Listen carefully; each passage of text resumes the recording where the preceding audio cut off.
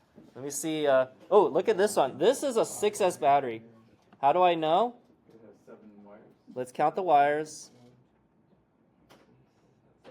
7. And then I plug it in. It's going to occupy all the pins. Oh, I guess this can do a 6S battery. Or 7S battery? Interesting. Really? Look, it has an extra pin. I've only seen the 8. All right. Oh, it does say 100. Okay. I stand corrected. I guess that tells you somewhat percentage. Do you count the red wire as well?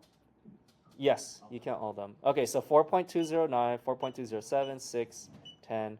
Okay, yeah, they're all like well within the 0.05 of each other.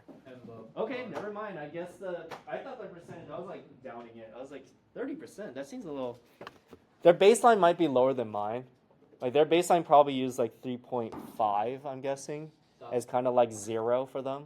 Bar was like a visual. Yeah, that bar was kind of like a visual. Okay. I got a question. Yes.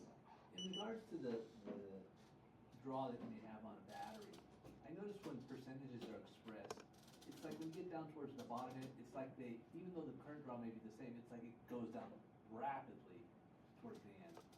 For what device? Like an electric bike or something like that. Oh. But you'll see that where it just, okay, it's a certain percentage, you're thinking, okay, you're going to deplete it based on what you'd experience at the higher end, and it doesn't. It's much faster, usually keeps it going. Yeah. Is there any explanation why they do that percentage, even though you're using the same draw, but it just goes so much faster? Oh, why it drops suddenly at the end? Big drop down towards the bottom. I can at least say for like my Tesla, when I get below into like where it goes red, so like 30 miles ish, any sort of intense pull that you do, Oh, it's a big drop. It's gonna pull significantly more, even though like when you're at 100 and you do a pull, like it's still significant. You can see it in like the mileage and the percentage, but definitely when you get down to that lower bar, I know what you're talking Because about. I think it's like, people are used to watching like a gas gauge. Yeah, it's not continuous. Yeah. But look at the curve I showed you. It's not continuous. Yeah. So I think you're starting to hit the edge of the beginning. That's probably it, it's the drop. Yeah, you're starting to hit the edge of the drop. Okay, that makes sense. Mm-hmm. Do you have another type of balance checker in here, or are those the only ones that were ordered? This is the only one. I actually personally don't like this type. I have a different one that like displays all the cells at once. That'd be nice. I like that because this one I have to cycle through it, which is annoying. But it's actually harder to find that one. This is like what's commonly sold on Amazon. Like there's like so many versions of this thing. So I didn't bring it because that's my personal one, but they come in different flavors. If you're curious, this is the one I'm talking about. Let me see if I can find it. Lipo checker. So would you be? They're very cheap, by the way. So you see, like the first one I show is like basically all the same flavor. The one I'm talking about, I'll show this one in a sec also. Okay, this one's kind of nice, but you're also paying like $40. See, I'm trying to find the one I'm talking about, and I can't find it. It doesn't even show up. Oh, this one right here. This one. I like this one. This is what I have because it can show all cells at once. I don't have to cycle through. That's way more affordable. Yeah. It's also like the affordable alternative to this. But, sorry, what were you saying? No, I get answered. Let me show you the other thing. So the other thing is like the other thing is like a lipo alarm, I would say, and that's what we should. Oh, the ISDT too. Yeah. I have a balance for you. I got somebody with that one. It's like super cool. So the reason I also want you to know the voltage is because this one shows you the voltage. It's nice, but if you have more basic things, it's not going to show you the. It's not going to show you the percentage. That's what I'm saying. You still need to know what does that voltage mean in terms of percentage. Okay, so I have a LiPo alarm here. So same thing in the back. I can see there's the positive. Okay, right here. Or there's a negative, and I'm gonna go into there. I'm gonna turn it around. It's gonna tell me the total voltage, and it's gonna cycle through each individual cell. Second cell, 3.77. And then it goes tell me all is 15.1. Okay, so it just keeps cycling. The key thing about here is that you heard there's an audible alarm. if I press this button up here, it allows me to cycle through these, what the threshold's going to be. So 3.6, 3.7, 3.8, off. 3.79, which I would say is way too low. Let me put it at a very high voltage just to trigger the alarm. What is it? 3.8 was the highest? Yeah. Okay. Let me see if it triggers. Okay. It triggers because I had like a 3.7. So what we should do is when you're using these batteries, there is no visual indicator that this thing is below a certain voltage. So we need to keep this thing on so that we don't prevent these batteries from dying like they did. Some of the examples you have out there. How did you just turn on that LVC? Huh? The low voltage, the warning right there? There's a button right here.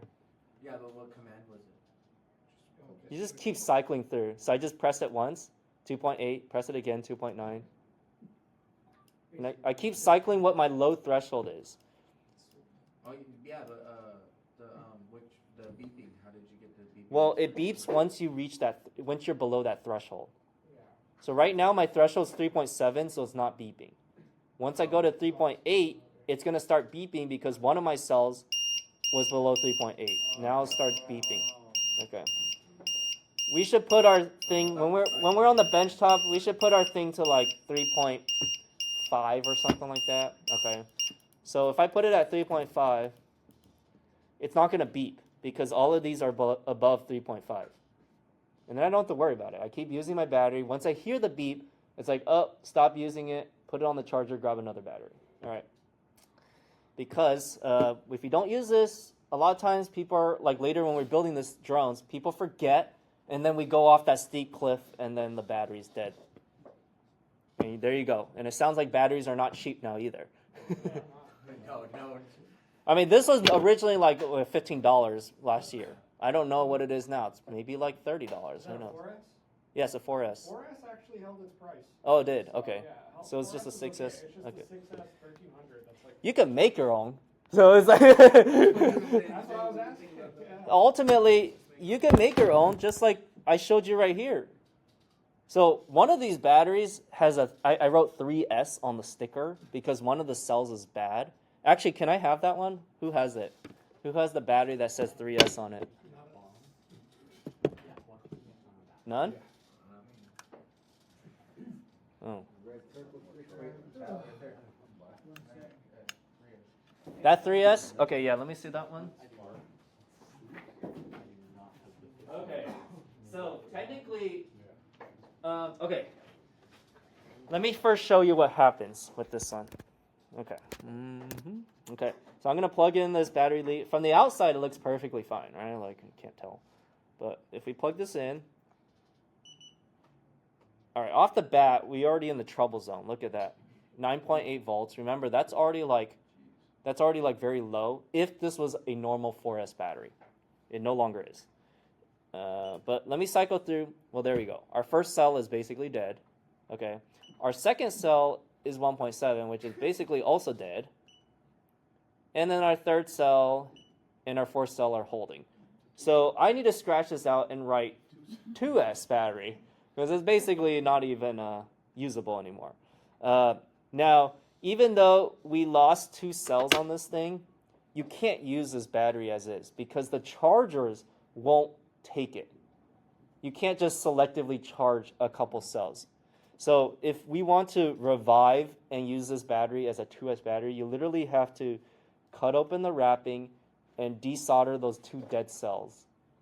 And then like get a new JST plug, which we happen to have the kit for anyways, change it to a 2S, and then resolder these leads to those 2 cells. Remember, the leads are going to span the first and the last cell. This is actually how they like fix your cars. Like if you probably heard like, oh yeah, my battery's dead. Well, most of the time it's like one cell that's dead. Like they'll just replace that one cell, and then there you go. Instead of you having to replace like $1,000 worth of batteries, it's all made of multiple cells in series and parallel to each other. You just identify the bad cell, and then you can save yourself that. Although that comes with its own risk if you're going to do it on your own. But I'm just saying, in principle, that's what happens. Is like they're just replacing that one cell. So this might be a big no-no question. Yeah. But direct or like targeted charging with a power supply. Oh. Only into the like two parts of the JST. Oh, I see. Only into these two. Yeah, I mean, you don't want to just use a power supply because the charger is more than just a power supply. Right. Yeah, because it changes the current throughout the charge cycle. Okay. Yeah, it tapers off toward the end and stuff like that. But But if you technically it'll work. Right. Technically it'll work if you just direct. But this is also assuming, okay, we got lucky in this case. In our case, we got lucky that two good cells are neighboring to each other. Okay. But if they were separated by bad cells, there's no way you can like. I mean, I guess you could. You can rearrange these wires. It's Resolder. dangerous. Very. You're better off just like cutting out the bad cells. Although that's dangerous also if you like deal with the batteries. Opening it's just. Yeah, because okay. I mean, I should show you what happens when you lithium battery puncture. Okay. All right. So okay, this person's purposely puncturing a battery. So if you screw up when you're trying to modify this thing, like stuff like this. That's only one cell. It's gonna go again. They really go off, don't It's they? gonna go again. Yeah. It's also wait. This is not done yet. Wait. It looks like it's done. It's gonna blow up a second time.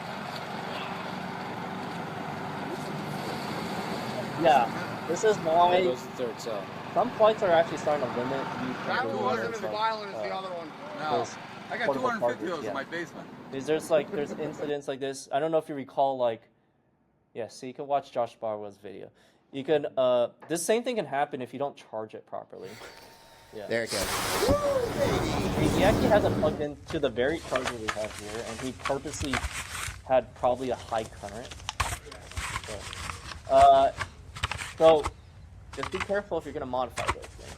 You can do it, but just be careful. The Samsung fitness ring that started to like balloon, like the Oh man. battery. Yeah, dude. It started to like balloon on people's fingers and it gets stuck. And, yeah, it's crazy. And they like finally get it off and you can see it. It's all like pillowed inside. It's nuts. Speaking of pillow, here I have a battery that is kind of pillowed. It's like a fitness ring. If you guys wanna, this is what happens over time. The battery starts to puff. That is your sign to start to retire that battery. Or I would use that pillow battery only for benchtop testing and stuff like that. If you give it a squeeze, you'll have a better idea of like what it feels like and whatnot. I know, like you were saying on flights, United just recently went through, all the pilots had to get a retraining and all aircraft got deployed with battery burn bags Yeah. as well as blankets. Yeah, exactly. So this is what could happen on any of our devices because they all use these like lithium batteries. All right.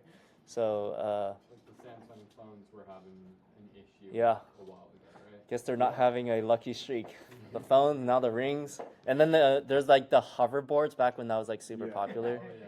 Those also were banned on the planes because the thing is, it's like if you buy your phone from Apple or whatever, like they generally go through good quality control to prevent things from happening like this. But like if they're poorly made, then there's a chance that it could short, and then you can cause a big fire, just like you saw on the video. It also leaks if you smell. You can smell like a sweet thing. Oh, really? I've never smelled. Yeah. Okay, so there you go. Show you an example of what it looks like when the battery is dead, right? The voltage is just too low. You notice it was like significantly lower. It wasn't even just like 2.9 or something like that. It was like 1.1 and just dead zero. It just goes once it goes. Okay, this is just to show you another visual of how we have our wires plugged in. So the main lead and then each of the balance plugs.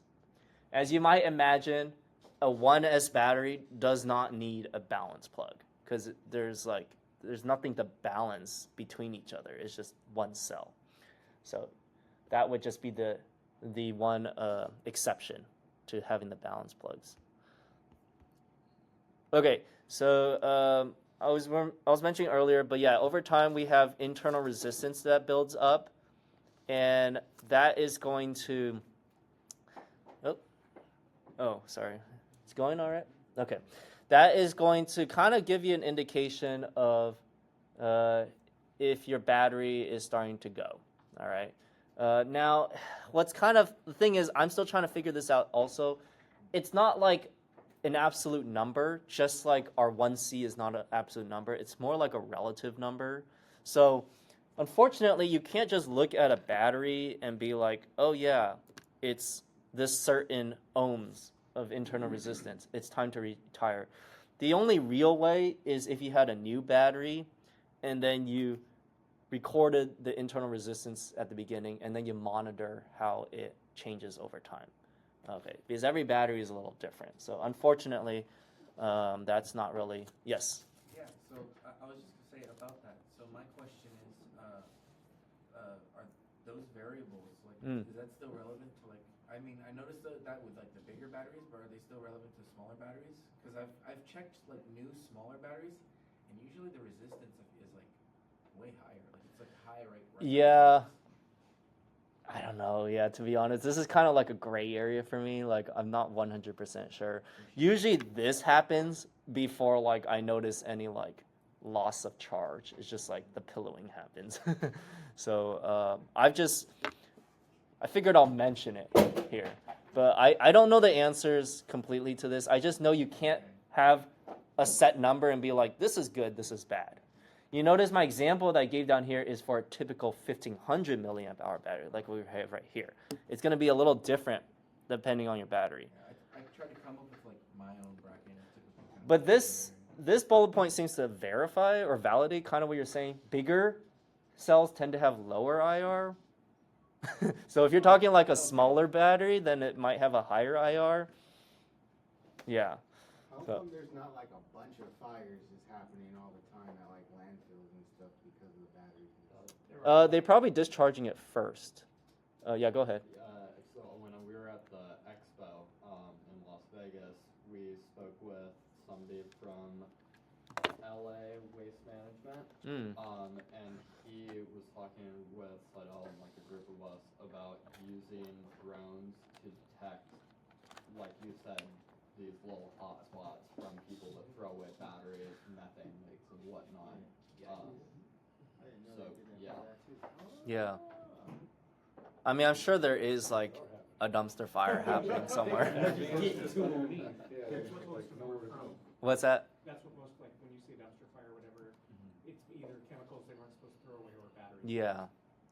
But like if they were going to, let's say, the hazardous waste, now they separate out. If you ever go to the hazardous waste, they're like, oh, put all liquids and like batteries and paint and stuff, and like they separate it out. And I would think they would first probably put this in the salt water to like kind of, you know, So all you gotta do de-energize is it. Drop it in salt water for like a year and then it's all gone. Less than that. It's less than that, yeah. Actually, I don't know the procedure. I usually just give it to the waste manager. I never actually dealt with the saltwater thing.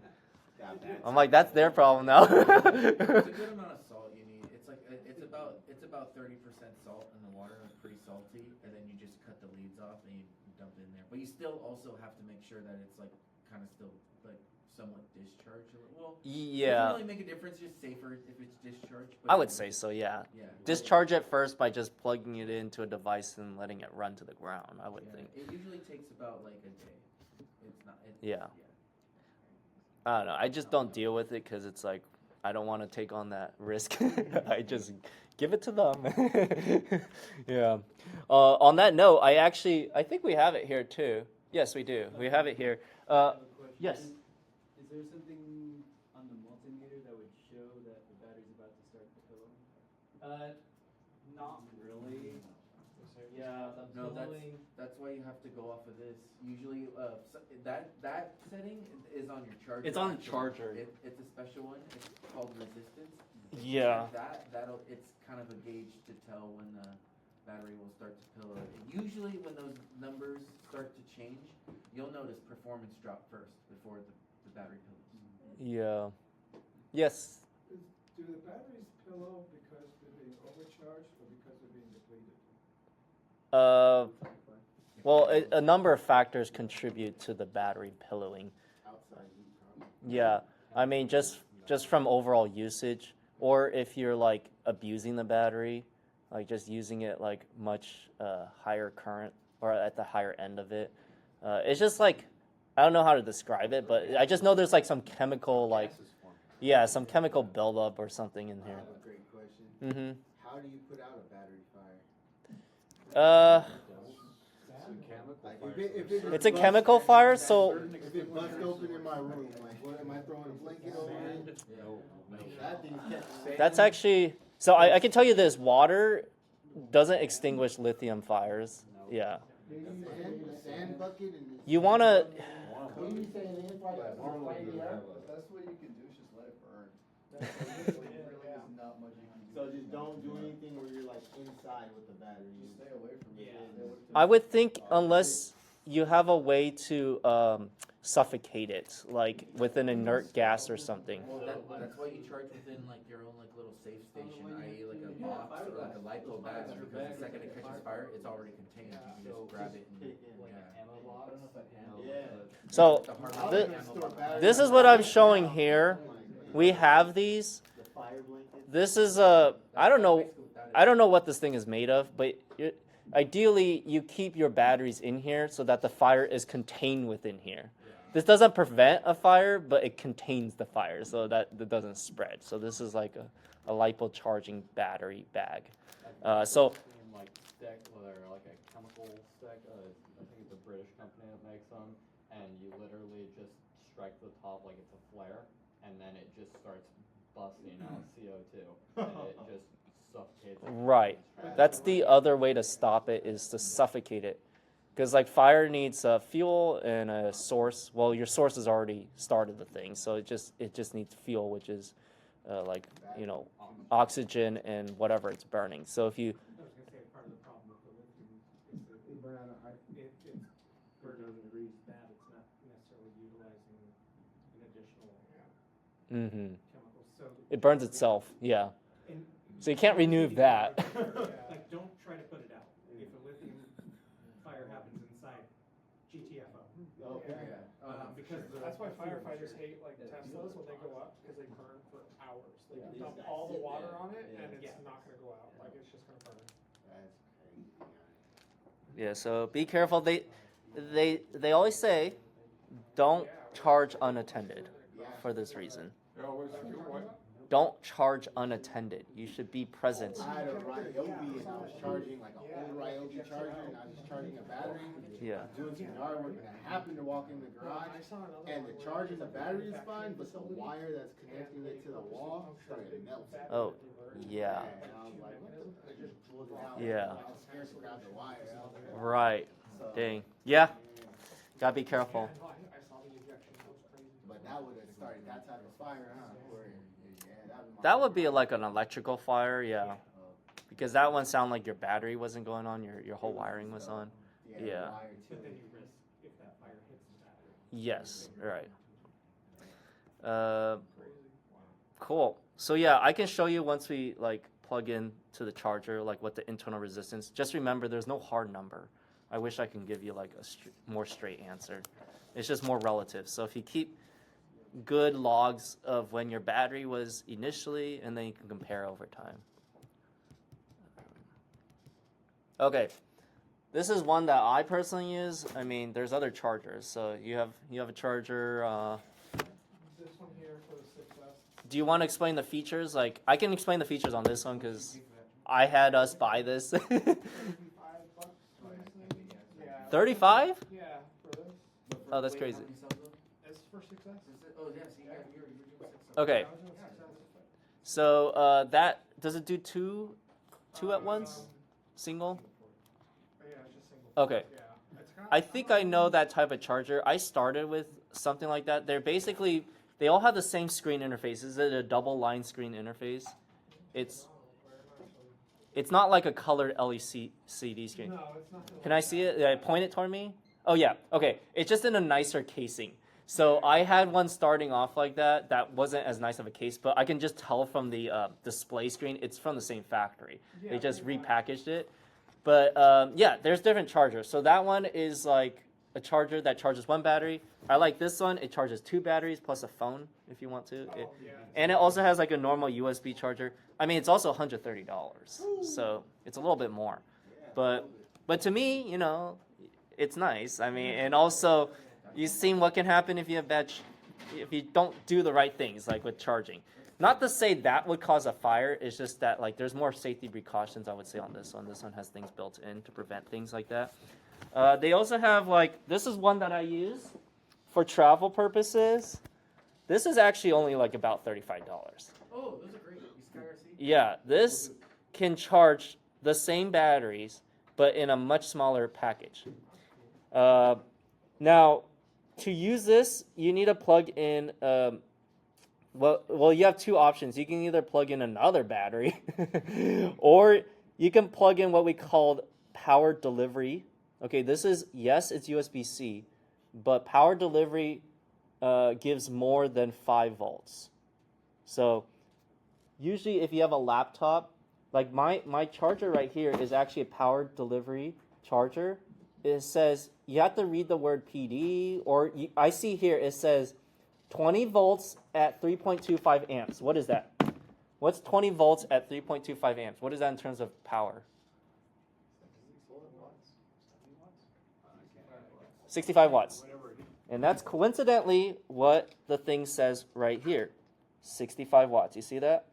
Yep. So 65 watts. So you need that type of thing to turn this on. A normal USB port is not going to turn it on. So I have here my power delivery. I'm going to plug it in. And then it's going to confirm with me what it is. 65 watts. Look at that. 20 at 3.25. Go figure. So I can charge. This thing can handle up to 200 watts. You see, so I'm not using. I'm only going to be able to charge things up to 3.25 amps, which is fine because what is 1C on this battery?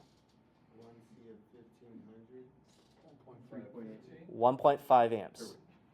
1.5 amps. Okay, this can go up to 3.2, so well within the limits. We're going to have an issue if I try to charge something more than a 3,000 milliamp hour battery. Technically, no. There's not going to be an issue. You just charge slower. I can charge like a 5,000 milliamp hour battery. I just have to charge slower. Okay. So then you might want to have a more higher wattage power source. So that's where the difference is. When you hear people, oh, I have a high watt device or whatever, you have to understand like what is enough for you. Like this is enough for this thing. So it doesn't make a difference if I had a 100-watt charger. It would have been the same thing. Yeah, because I'm still not utilizing the full potential of this thing. Okay, so different flavors, different chargers.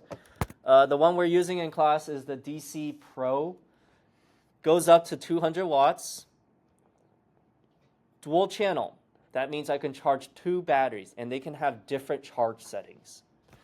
At the same time, it has a standard task of charging, discharging, or storage mode. So storage mode is specifically trying to get that to the 3.8 per cell. And then a bunch of little bells and whistles like USB and wireless phone charging. So here is some of the features. Let me just plug in and actually show you. That probably makes a lot more sense. Before we do that, I want to show the screen. So here is an example screen of what we're going to see.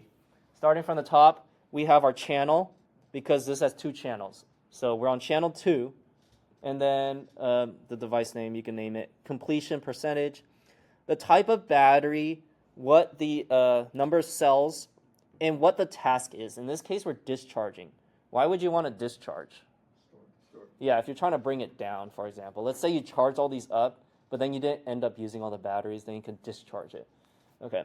The current, and then the capacity charged, voltage, time, and then some other stats down here. Yes? For storage charging? Yes. Or if it's over, like, say if it's like fully charged, actually don't use the discharge settings. Don't use it? Don't use it, because it'll completely discharge it, especially if you forget about it. Use this just using the storage charge on a full battery, storage charge will discharge it for you. It'll actually discharge it and then bring it down to 3.8. Yeah, I agree. I've actually never used a discharge because the only time I need a discharge is to put it into storage mode. When you do storage, so here's the two modes I use, charging and storage. Charging brings it up to the 4.2 per cell, 4.2 volts. Discharging is going to do whatever it needs to do to get it to the 3.8. That could be charging or it could be discharging, but then it's going to target the 3.8. So that's why I never really use discharging, because storage is my ultimate goal, and that's why I just put it to that mode and let it figure out what it needs to do.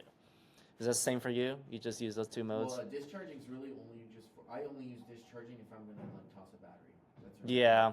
Because in the I've had it happen before where I had a battery that was like fully charged. And, discharging does do it a little quicker.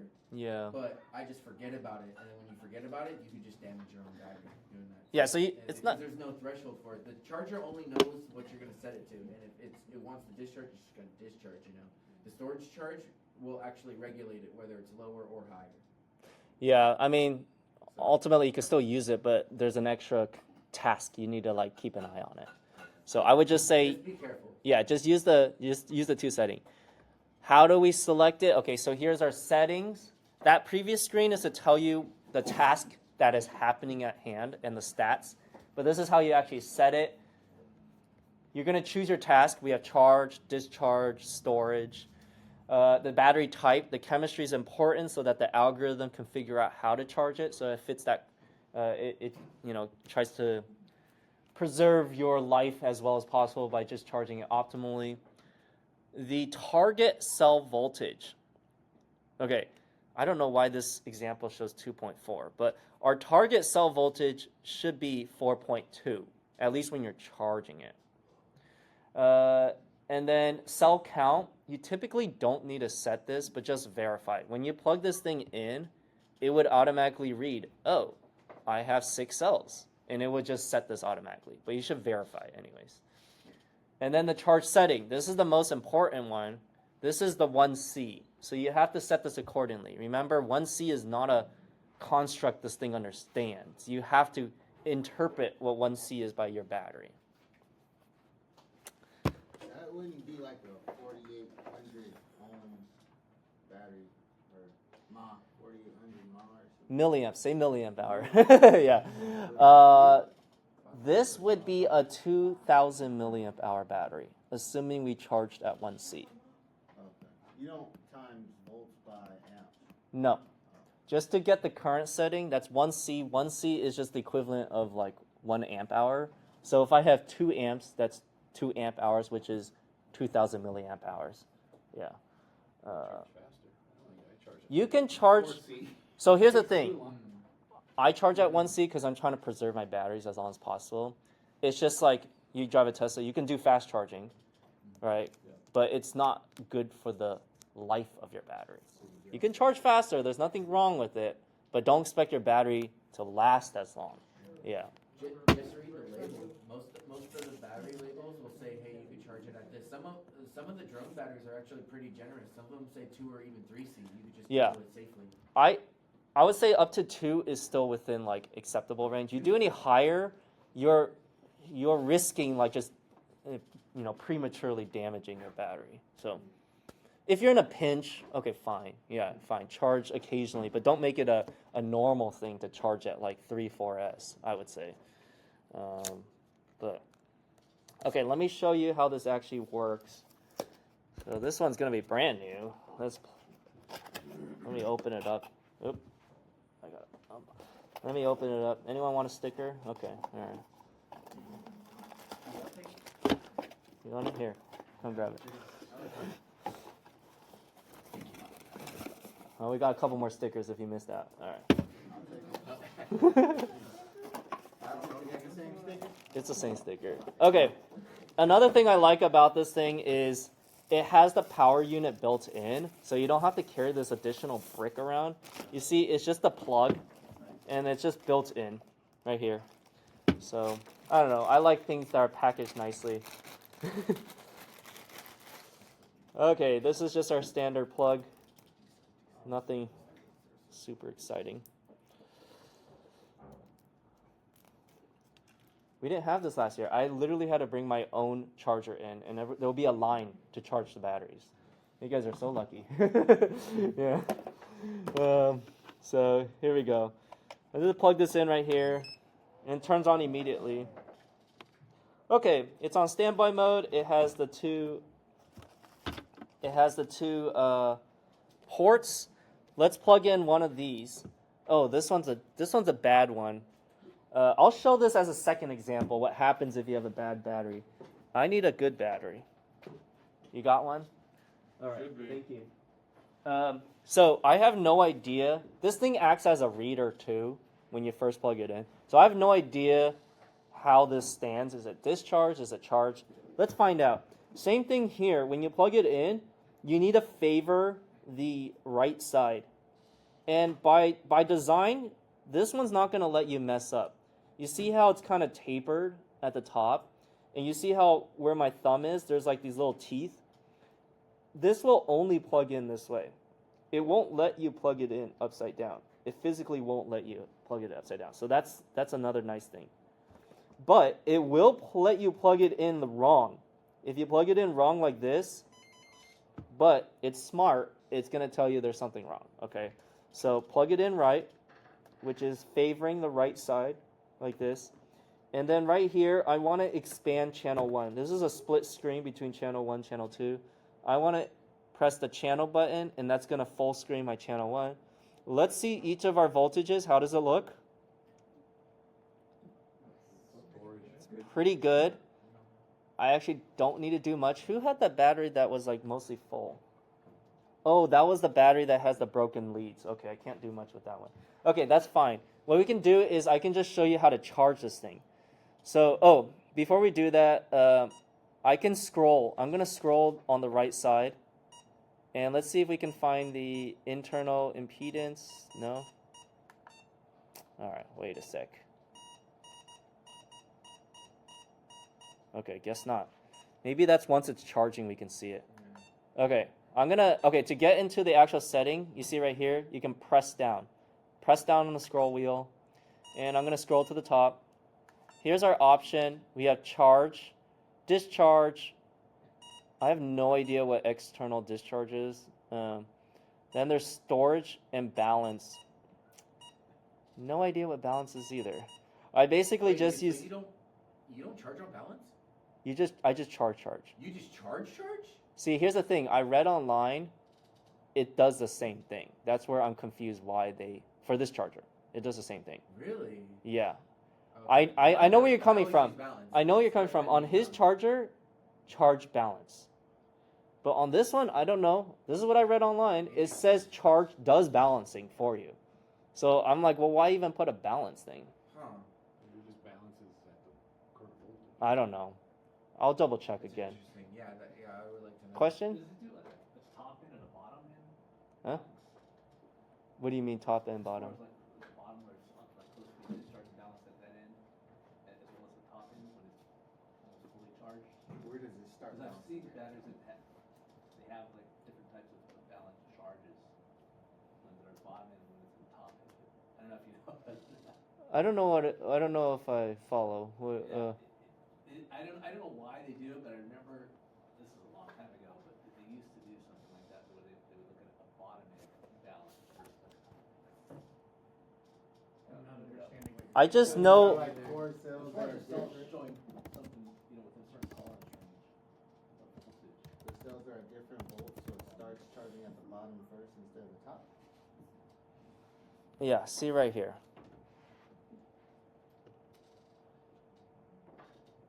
Oh, I see what the balance does. The balance doesn't actually charge. It just makes them balance to each other at whatever existing voltage they are.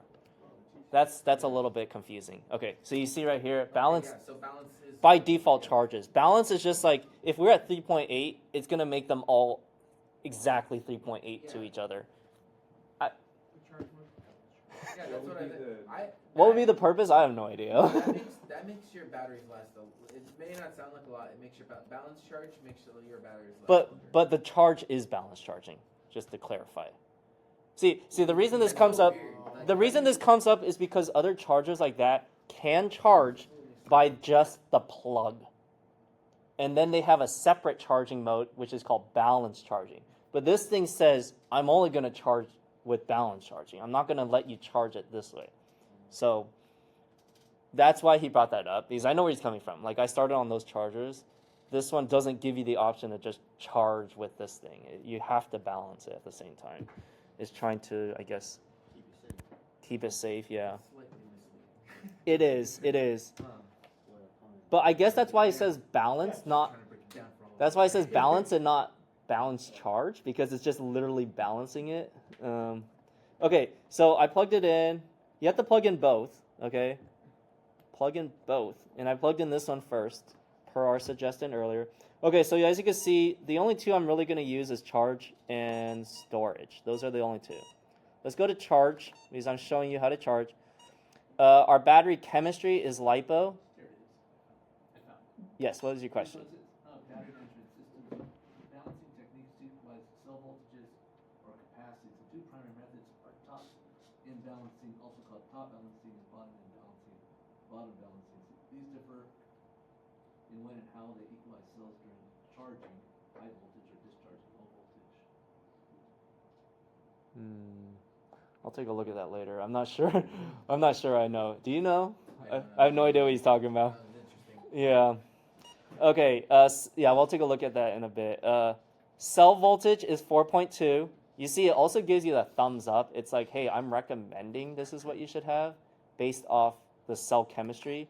There's different types of chemistry. If you look here, there's actually something called lithium high voltage, and it actually sits at 4.35. But you have to look at your battery if it says LV, LIHV. We don't have that. So I'm going to go to LiPo. That's why it's important to set your chemistry, because that sets your voltage. Cell count, I have a 4S. You see, I didn't have to set that. It automatically set it that. And then current setting, what is 1C for this battery? 1.5, okay? So I'm going to recommend, there is no thumbs up on here. It doesn't know your capacity. You're going to have to know. Then I'm going to start, and there it goes. Now it's charging. I need another battery, one that's different. I'm going to use this one. How about this? I'll use this battery. This one's different. Okay, so right now it's charging at 1.5 amps because that's what I set it at. And so far it restored 4 milliamp hours, okay? It's not going to restore 1500 because it's not like this thing was depleted to begin with. So we'll just see how much it restores.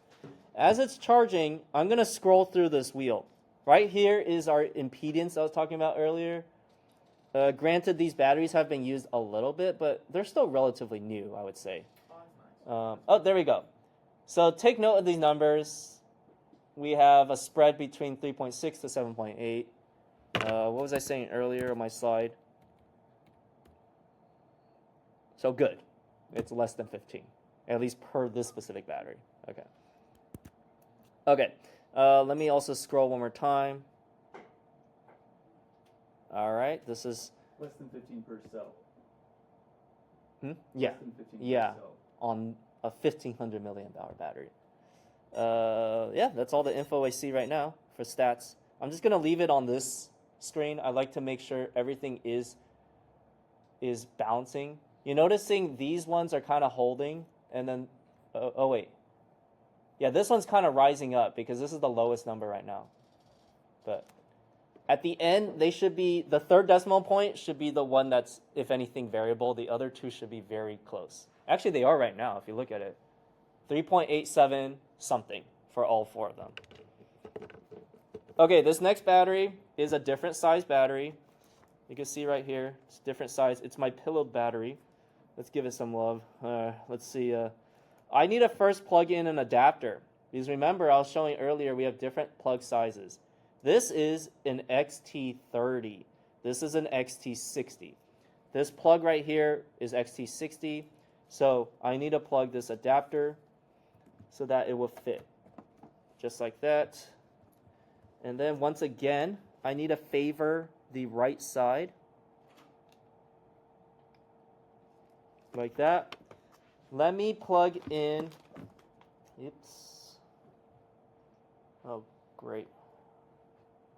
Okay, let me plug in, let me change the channel to channel 2, because that's what I have right here. It's on standby. Okay, it dropped a little bit because I initially put it at 3.8, but it dropped a little bit, but it's still more or less balanced to each other. Okay, that's fine. Let's go ahead and put this into storage mode. So I'm gonna press the red button. Let's scroll up to task, storage, LiPo, right? 3.8 is our target. It also has a thumbs up. Cell count, it is a 4S, okay? And current, this is a 650 milliamp hour battery. So what should 1C be? Huh? 0.65. Now notice it doesn't have the, granularity to go to 0.65. Again, 1C is like a general thumb. I said it can go up to like 2C safely. So let's just go up a little bit to 0.7. All right.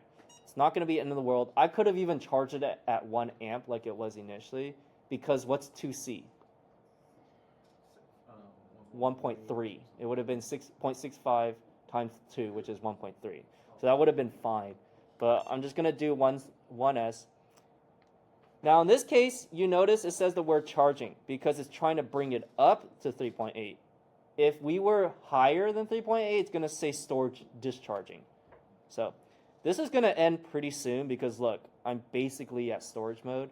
So that's a good example because soon you're going to hear the chime so that you know it's done and you can unplug it.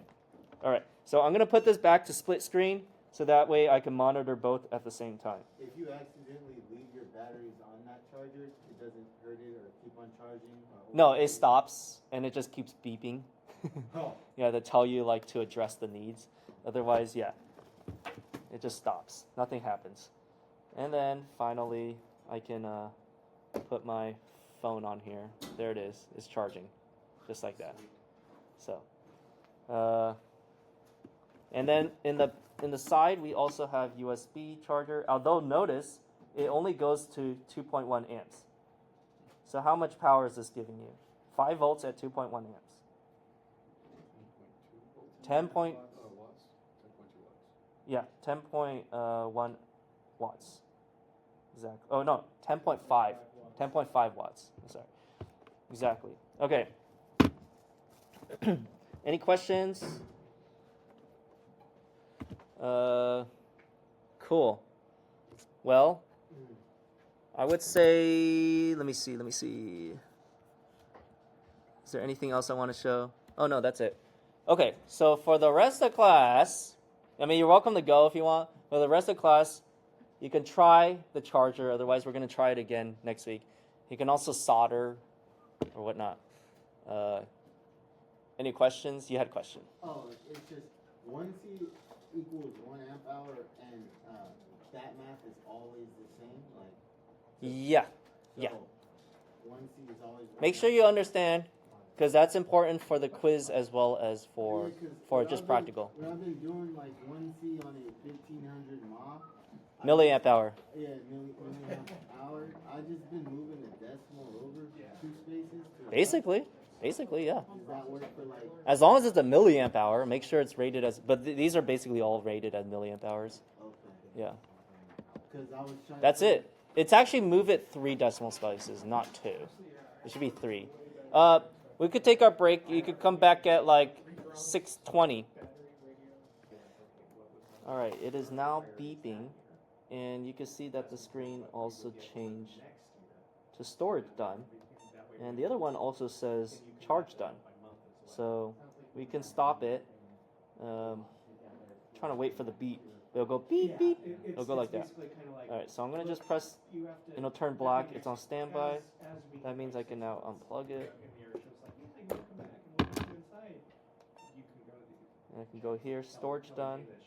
Look at 3.8, more or less. It only did 6 milliamp hours. Stop it. And unplug it. That's basically it. How bad is it if you just yank it before